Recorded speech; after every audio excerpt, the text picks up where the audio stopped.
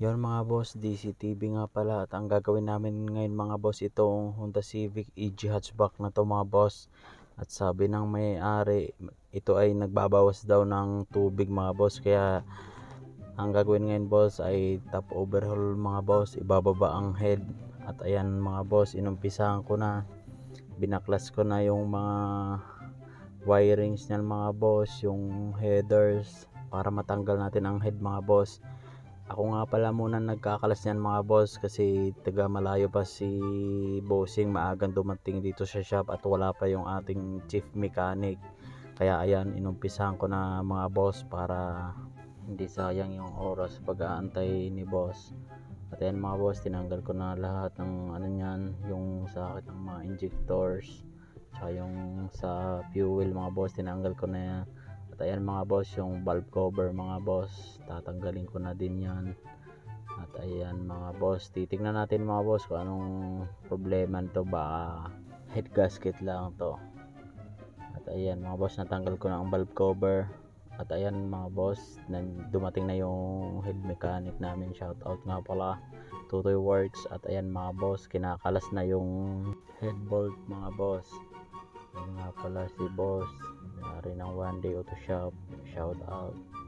At ayan, pinabaklas na ang head bolt. Yan pala mga kasama ko dito sa One Day Auto Shop mga boss, shout out. At ito mga boss, tinatanggal na ang head mga boss. Ayan, sana naman head gasket lang to mga boss. At ayan, tinitignan ni na boss, ayos naman. Ganang black nito mga boss, sa D50 na yan, Japan na din, fresh pa mga boss, sariwa pa ang black niyan. At yun, head gasket lang daw ang papalitan niyan mga boss.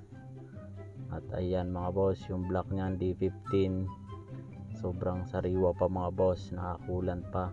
At ayan yung head mga boss, ayos na ayos pa. At ito mga boss, ang ilalagay, papalitan ng head gasket, steel din yan mga boss ang ilalagay. At ayan, bago ipatong yung head mga boss, nililinis muna yung black kasi may mga tapong langis yan mga boss. At ayan mga boss, kinakabit na namin ang head. Ayan, shout out Totoy Works.